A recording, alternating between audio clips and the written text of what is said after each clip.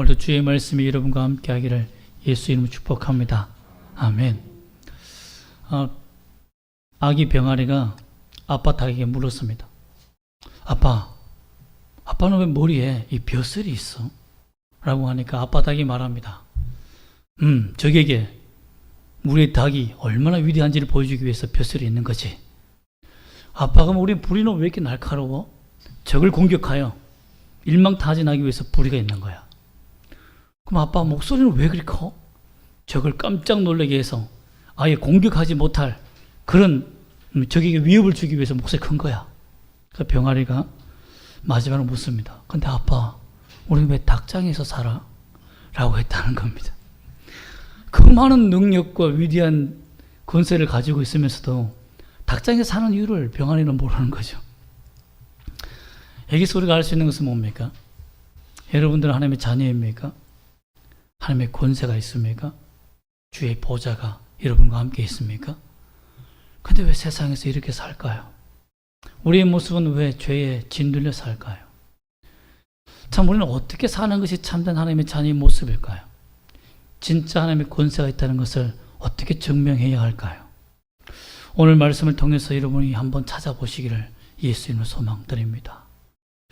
오늘 말씀 보면 이집트 왕이 파라오가 히브리 산파 시브라와 부하를 불러서 왕명을 하나 내립니다. 그게 뭡니까?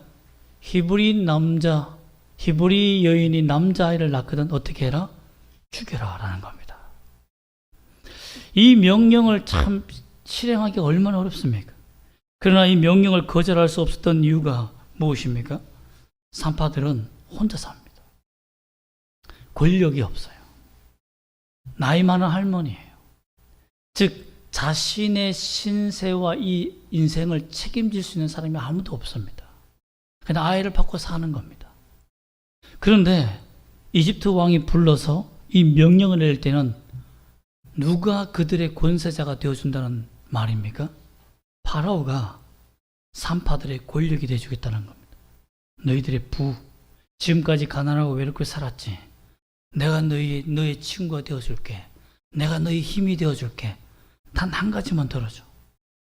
히브리 여인들이 남자아이를 낳거든 죽여라 하는 겁니다.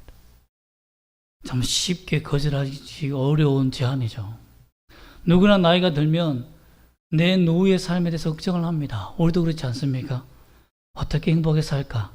자녀가 있는 사람들은 그래도 안심이 되지만 자녀가 없이 독청하며 독신으로 살아왔던 이 산파들은 자신들의 마지막 노년의 죽음이 얼마나 쓸쓸하고 정말 그 죽음이 얼마나 비참한지를 알기 때문에 이 파라오가 자신들의 인생을 책임지며 손 내미는 이 손을 거절할 수가 없는 거죠.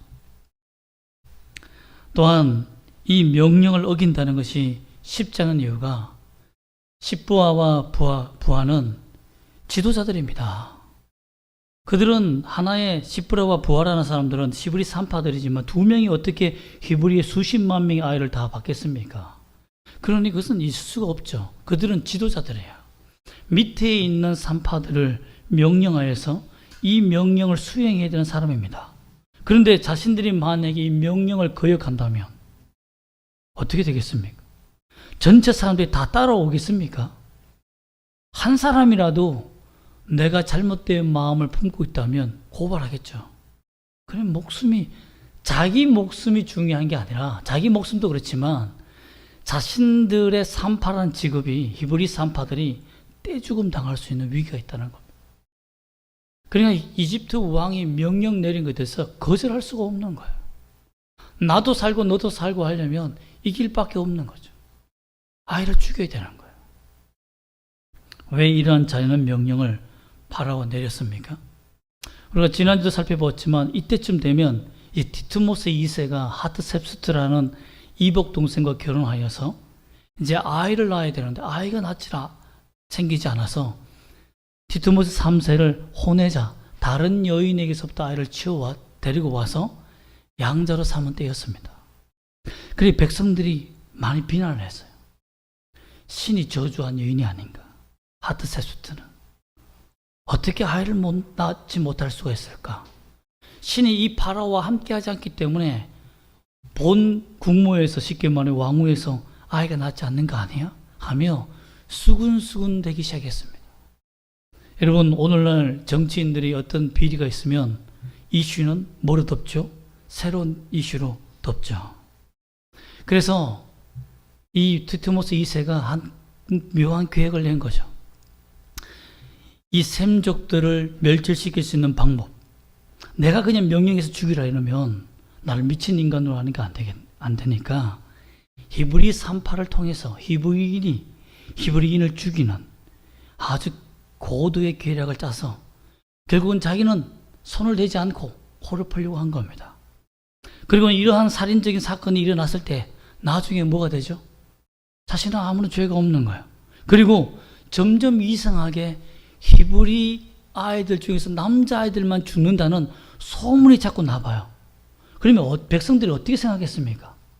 아하, 이들의 신들이 얘들을 버렸구나. 우리 이집트 신이, 함죽의 파라오 신이 그들을 무찌르고 있구나. 점령하고 있구나. 우리의 신은 우리와 함께하고 있구나. 저들의 셈족의 신은 무너지고 있구나 하는 것을 느끼지 않겠습니까? 이렇게 했기 때문에 아이를 죽이라고 명령한 겁니다. 아주 성공하는 것처럼 보였죠. 자신의 부인도 명예를 지켜줄 뿐만 아니라 자신의 명예도 지킬 수 있는 바로의 계획이었습니다. 또한 배가 아픈 부분이 있었어요. 그게 뭐냐면 고센 땅, 가장 비옥한 땅, 그리고 모든 문명이 다 모여있는 그 땅을 누가 지금 차지하고 있습니까? 셈족 출신인 이스라엘이 잡고 있는 거예요. 자신의 민족들이 고센 땅을 차지하고 있는 게 아닙니다. 그게 자신들이 가정이 여기는 동물을 잡는 그러한 재물을 바치는 가축들을 키우는 그 백성들이 그 땅을 더럽히고 있는 거예요. 자신들이 함족들이 파라고 됐을 때 셈족이 행한 일을 보니까 기가 막히거든요. 자신들이 조상의 땅을 모욕한 거죠. 어떻게 하면 그 고센 땅을 빼앗을 수 있을까? 그러기 위해서는 이스라엘 민족들의 세력을 약화시켜야 되는 겁니다. 한 번에 약화시키기는 그렇고 그들의 권세도 있고 그들도 무기가 있고 아직은 사람들이 많으니 점점 그 수를 줄여가자는 정책을 한 거죠. 그래서 남자아이가 없어지면 괜찮을 거야 라고 생각한 것입니다. 히브리 산파를 이용하면 동족끼리의 잔혹한 전쟁이 일어나고 결국은 망할 것이다. 쫓아낼 수 있는 기회가 생길 거야 라는 생각을 했던 것 같습니다. 여러분, 하나님을 두려워하지 않는 이 사람들을 보십시오. 얼마나 간교하고 간사합니까? 우리도 이 세상을 살아가면서 그런 사람 느끼지 않습니까? 내가 예수를 믿지 않았더라면 이들의 비난과 비열함과 이런 것들을 갚아주면서 쉽게 처치하면서 살 수 있을 텐데, 나도 한 비열을 하는데, 나도 한 계획하지 않습니까, 여러분? 우리가 예수만 안 믿었다면 나도 한 소리 하지 않습니까? 한 죄악하지 않아요? 충분히 우리 몸속에는, 우리 안에는 예수만 없다면 충분히 사악한 범죄를 저질 수 있는 그런 동기부여가 우리에게 있습니다. 나는 의인이 아니에요. 죄인된 의인이지. 하나님의 의인에 칭해준 것이지. 예수만 안 믿었다면 충분히 뿜어낼 수 있는 죄악들이 있습니다. 그러나 예수 믿기 때문에 참는 이 모욕감, 이 마음의 답답함, 우리에게 있지 않습니까? 세상이 그만큼 간교하고 사악하다는 것을 우리는 느낍니다. 이러한 사탄이 지배하는 이 간교함, 이 사람들을 지배하고 있는 이 세상 속에서 우리가 어떻게 하면 이 산파들과 같이 아이를 죽이지 않고 손대지 않고 이 명예에 거역하며 남자아이들을 살리는 이런 일을 할 수 있을까요? 여러분, 이 비밀은 오늘 본문 말씀에 그대로 나옵니다. 17절 말씀을 다시 한번 읽어볼까요? 이 명령을 거역한 핵심적인 말씀이 뭡니까? 한번 읽어보겠습니다. 시작. 그러나 산파들이 하나님을 두려워하여 애굽 왕의 명령을 어기고 남자 아기들을 살린지라. 참 대단하죠. 할머니들이 대단한 것 같아요. 하나님을 두려워한 이유가 무엇이었을까요? 이유가 있습니다. 히브리 산파라는 히브리의 말에 중요한 의미가 있습니다. 히브리는 강을 건너왔다는 말도 있지만 죽음을 건너온 자들입니다. 이 말은 뭐냐면 자신들의 생명을 다해서 이 땅으로 온 거예요. 즉 이집 땅으로 온 겁니다. 누구를 의지하고 왔습니까? 아브라함의 하나님, 이삭의 하나님, 야곱의 하나님, 요셉의 하나님. 그들은 물론 야곱의 하나님까지는 건너온 거죠. 그런데 요셉의 하나님까지 그들은 역사를 가지고 있는 종족입니다. 민족이에요. 히브리 산파라고 하지만 그들이 외롭고 어려운 이집트 생활 속에서 그들이 잊지 않고 살았던 건 뭡니까? 우린 히브리 산파다. 나는 하나님을 믿는 사람들이다. 사람이 외롭고 어려울수록 누굴 더 의지합니까? 하나님을 더 의지하죠. 여러분, 믿음이 있는 사람들은요, 외롭고 힘들 때 더 기도하러 나옵니다. 그래서 보면 교회에 보면 교회 새벽 기도는 그 교회의 11조라고 하지 않습니까? 딱 100명이면 10명만, 딱 10명만 나오잖아요. 근데 그 중에 거의 대다수가 누굽니까? 어른들이에요. 나이 많은 어르신들이 더 많이 나와서 기도합니다. 자신들이 뭐 잠도 없어서 나와서 기도한다고 하지만 외롭고 쓸쓸함을 기도로 달래는 분들이 많습니다. 이렇게 히브리 산파라는 역사적으로 믿음의 조상을 따라 흘러나온 믿음의 훈련을 그들은 받고 있었습니다. 그러므로 믿음을 쉽게 저버릴 수 있는 존재가 아니에요. 초신자가 아니었어요. 그들은 쉽게 하나님을 버릴 수 있는 그런 사람이 아니었어요. 두 번째, 그들은 그들의 믿음을 불태울 수 있는 증거를 보았습니다. 그게 무엇입니까? 12절입니다. 한번 12절 말씀 볼까요? 12절 말씀 한번 읽어보겠습니다. 시작. 그러나 학대를 받을수록 더욱 번성하여 퍼져나가니 애굽 사람이 이스라엘 자손으로 말미암아 근심하여. 히브리 산파들은 자신들이 이 학대를 당하면서 고통당하는 이스라엘 민족들, 노역을 주어서 더 이상 아이를 낳지 못하도록 방해하는 파라오의 계획이 있었음에도 불구하고 하나님이 은혜를 주셔서 그 히브리 여인들이 아이를 더 잘 낳고, 또한 피곤한 가운데도 어떻게 순풍순풍 아이를 많이 낳았던지 민족들이 점점 부흥하는 그 은혜를 봅니다. 너무 신기한 장면을 본 거예요. 이렇게 애쓰고 수고하면 피곤해서 자식을 낳지 못할 텐데 자식을 낳겠다는 일념 만에 살았는지 모르겠지만 하나님의 사명을 감당하며 자식을 낳는 이스라엘 민족이 번성하는 그 장면을 본 거예요. 기적의 현장들을 본 겁니다. 이러니 하나님의 은혜가 이스라엘에 있다는 것을 보았으니 히브리 산파들이 아이를 받을 때 이것은 학대 속에서 낳은 아이들이구나, 하나님의 은혜로 말미암아 이 생명이 태어났다는 것을 왜 모르겠습니까? 분명히 알 수 있는 거죠. 더욱더 강한 믿음이 생기는 거죠. 세 번째는 하나님이 그들에게 지혜의 말을 주셨는데 그 지혜의 말이 사실과 같이 증명되도록 했습니다. 그것이 바로 18절과 19절에 있는 말씀입니다. 자꾸 남자아이들이 살아난다는 소식이 들리니까, 죽는다는 소식이 들리지 않고 점점 이스라엘 민족들이 번성된다는 소식을 들으니까 이집트 왕이 눈치를 채겠습니까? 못 채겠습니까? 당연히 눈치를 채죠. 그래서 산파의 두목들을 데리고 온 거죠. 그래서 산파 시프로와 부하에게 어떻게 자꾸 이 아들이 사느냐, 남자아이들이 사느냐 충한 겁니다. 그때 히브리 산파가 뭐 계획이 있었는지는 모르겠지만 이렇게 말합니다. 애굽 여인, 히브리 여인은 애굽 여인과 같지 않다. 이건 진짜 도전적인 거죠. 즉 쉽게 말하면 히브리 민족이라는 셈족 출신의 여인들입니다. 그런데 지금 이집트 여인이라는 것은 누구죠? 함족 출신의 여인들이에요. 여기서는 아주 교묘하게 비꼬는 말입니다. 파라오가 굉장히 기분 나쁠 수 있는 말이에요.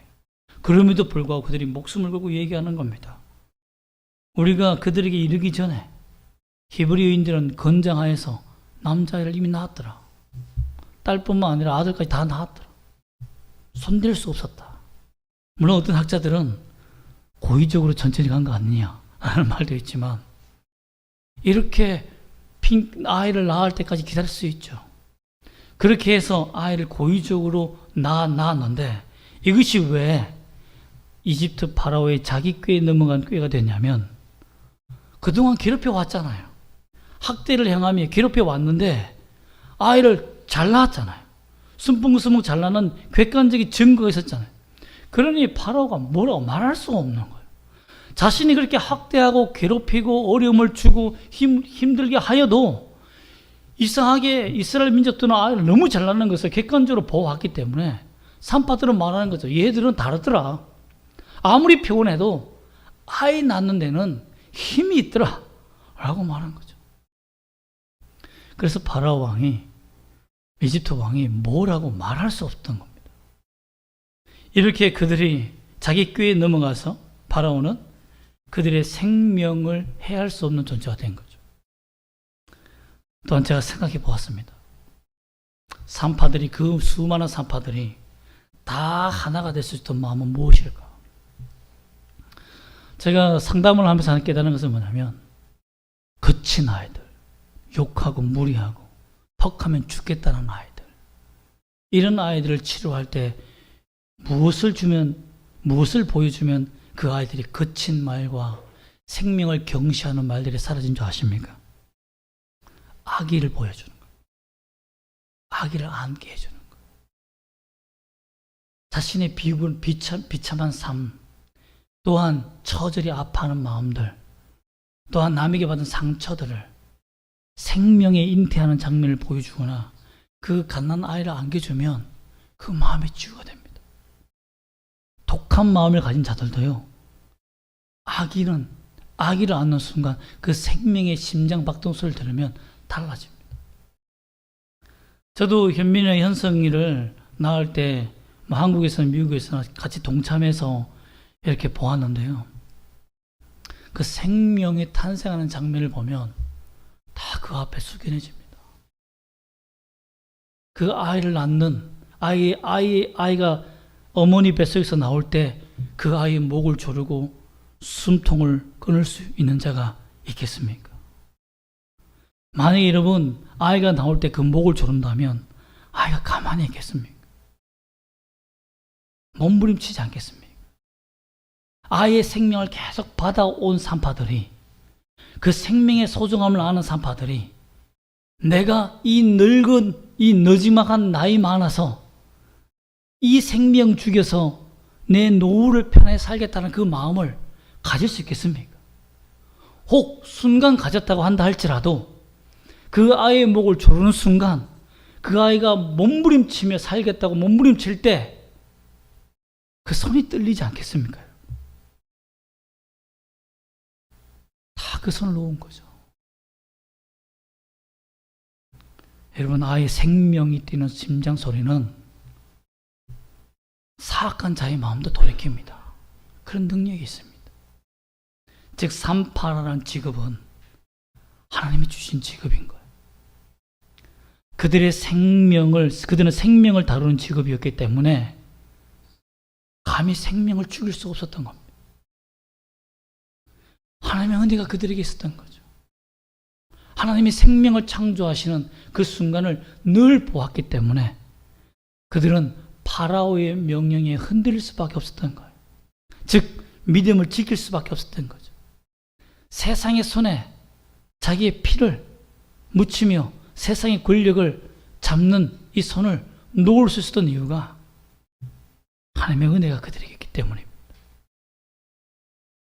결과적으로 보면 하나님께서 20절 말씀 보면 하나님이 그 산파들에게 은혜를 베푸셨다라고 되어 있는데, 베푸시니라는 이 말이 현재와 함께 공감되어 있는 시제인데, 즉 하나님께서 계속해서 은혜를 베풀어 왔다는 거예요.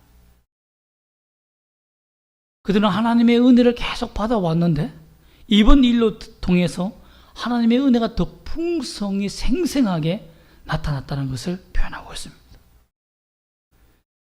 여러분, 그 백성은 번성하고 매우 강해졌다 라고 표현하고 있습니다. 어떻게 그들이 하나님 앞에서 믿음을 지킬 수 있었습니까? 하나님이 이 생명을 창조하시고 지금까지 그들이 하나님의 은혜로 살아왔다는 것을 그들이 보았기 때문에, 하나님이 어떤 분인지를 경험하고 살았기 때문에 자기의 생명보다 아기의 생명을 더욱더 귀하게 여길 수 있었던 것이죠.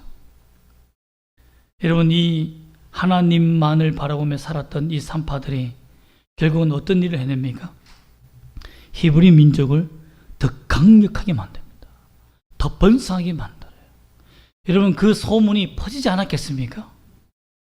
그 명령의 소문이 이렇게 산파들이 이렇게 행하고 난 다음에 그 소문이 퍼지지 않겠어요? 다 소문이 퍼져나가는 거죠. 여러분, 그러므로 말미암아 히브리인들은 더 강력하게 목숨을 걸고 아이를 낳으려고 하는 겁니다. 내가 아이를 낳는 것은 하나님의 백성을 낳는 것이다. 내 믿음을 지키는 것이다. 믿음으로 아이를 낳기 시작하는 겁니다. 결국은 더 번성하고 더 강해진 거예요. 더 강력해졌습니다. 하나님을 두려워하는 마음, 하나님을 경외하는 마음은 더 강해진 거죠. 하나님이 우리를 지키신다는 그 마음. 히브리 여인들이 이 소식을 들었을 때 어떤 생각을 했겠습니까? 산파들이 잘못된 생각을 했더라면 우린 다 파멸할 수 있었겠구나. 그런데 하나님이 그들의 마음을 돌이킴으로 말미암아서 우리가 살았구나. 그러면 누가 지켜준 겁니까? 산파들이 지켜준 겁니까? 아니죠. 하나님이 우리를 지키고 있구나. 나의 적의 세력은 내 뒤에서 계획을 짜고 공격하지만 하나님이 우리를 지키고 있다는 이 믿음이 더 강해지는 거죠. 하나님은 우리를 보이지 않는 곳에서도 지키고 있다는 것을 믿으시기를 소망합니다. 여러분이 선택하는 결정 다 보고 계십니다. 하나님을 선택하면 하나님께서 다 도와줄 준비를 하고 계십니다. 누가 그 하나님의 도움의 손길을 끌어당길 것인가? 그것은 하나님 믿는 자들의 선택에 달려 있습니다. 그런데 참 놀라운 일이 있었습니다. 21절 말씀 다시 한번 읽어볼까요? 좀 이건 웃기기도 하고 너무 재밌는데요. 한번 읽어보겠습니다. 시작. 그 산파들은 하나님을 경외하였으므로 하나님이 그들의 집안을 흥왕하게 하신지라. 그들의 집안이 흥왕하게 되었다. 이 말이 뭘까요? 집안은 독처하는 독신자들을 말하는 겁니까? 아닙니다. 집안이라는 말은 자녀가 생겼다는 의미입니다.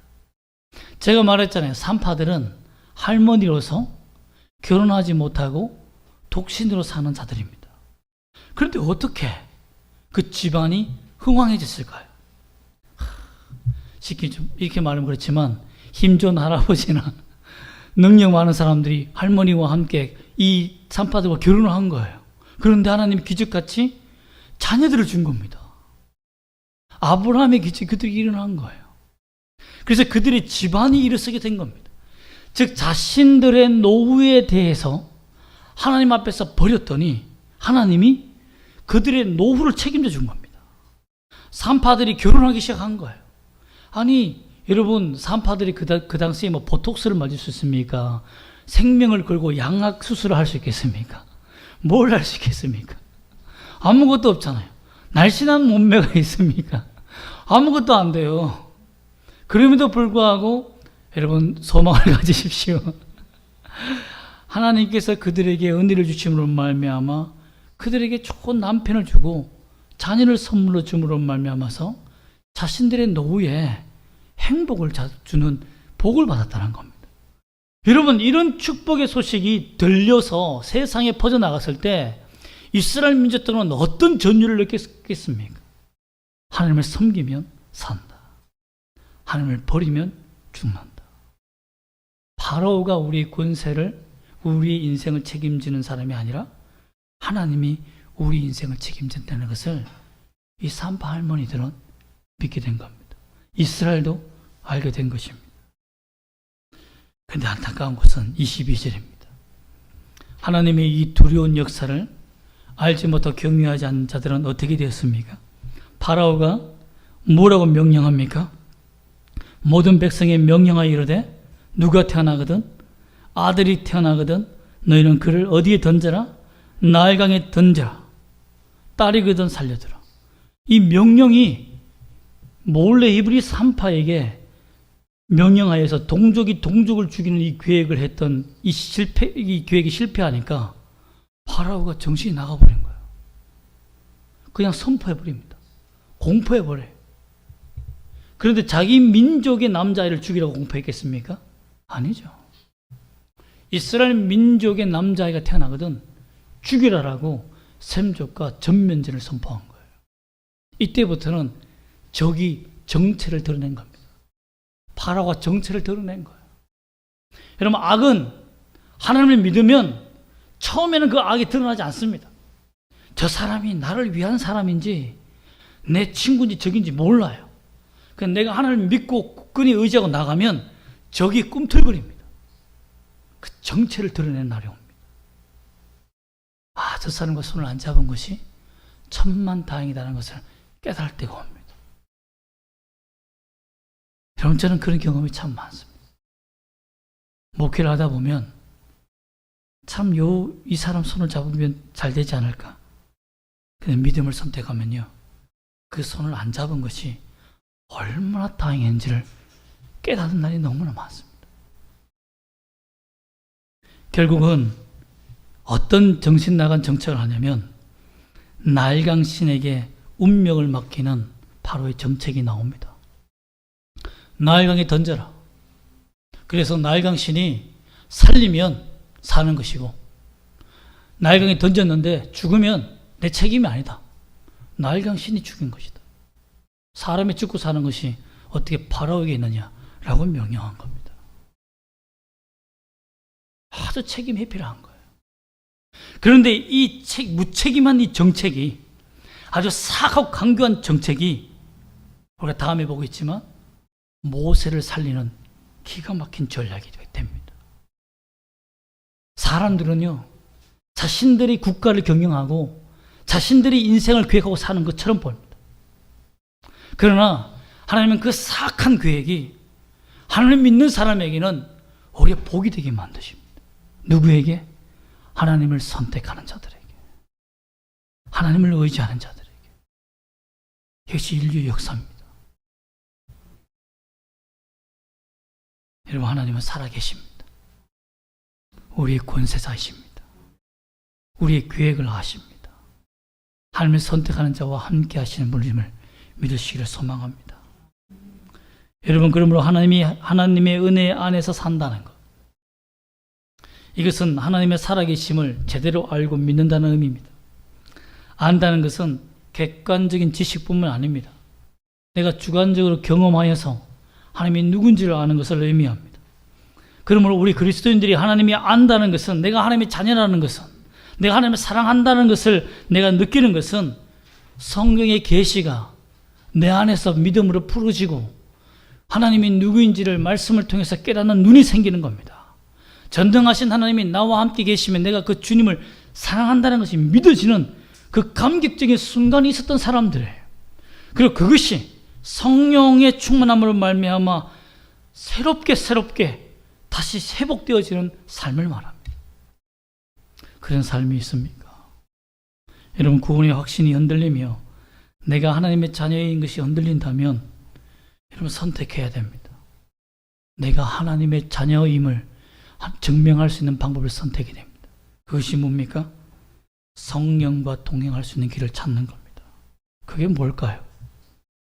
여러분, 저는 한 달 동안 이쪽 팔을 쓰지 않음으로써 참 놀라운 것을 하나 발견했습니다. 이쪽 팔은 크게 운동하지도 않았음에도 불구하고 이만큼 손이 올라갑니다. 그런데 의사 선생님이 이쪽 손은 안 올라갈 거래요. 저는 아파서 안 올라가는 줄 알았더니 그게 아니고 한 달 동안 근육을 사용하지 않으니까 그동안 10년 동안 운동했던 푸시업을 하며 운동했던 모든 근육이 순식간에 다 날아가 버린 거예요. 한 달 사이에. 그래서 팔이 이만큼밖에 안 올라갑니다. 이만큼밖에 안 올라가요. 더 이상 올라가지 않아요. 세수를 못해요, 여러분. 코를 만질 수가 없습니다. 귀는 간지러운데 이렇게 해야 돼요. 바보처럼. 제가 여기서 하나 깨달은 것이 있습니다. 영적 근육이구나. 내가 하나님을 선택하는 방법, 내가 하나님의 자녀라는 걸 증명하는 방법은 내가 하나님의 자녀다라고 가만히 사는 게 아니구나. 영적 근육을 키워야 되는구나. 예배하는 삶, 기도하는 삶, 하나님 말씀 속에 삶에서 계시가 성령 안에서 풀어지는 그 놀라운 경험들이 있어야 되는구나. 그걸 놓치면 우리의 육체도 한 달이면요 세수를 못할 만큼 엉망이 됩니다. 하물며 영적으로 굉장히 분초를 따지면서 예민한 이 영적인 감정은 사탄이 조그만 바늘의 틈만 있어도 내 마음속에 들어와서 나를 무너뜨리고 하는 그런 아주 전선에 있는 우리가 쉬워서 되겠습니까? 여러분, 하나님의 은혜 안에 사는 자는 믿음을 선택하는 자고, 그 믿음은 그냥 하늘에서 뚝 떨어지는 것이 아니라 내가 기도하며 말씀을 읽으며 예배의 목숨을 걸 때 그 은혜 안에 사는 은혜의 기회가 주어질 줄 믿습니다. 이 은혜의 삶을 사는 여러분 되시기를 주 예수 이름으로 축복합니다. 아멘. 기도하겠습니다.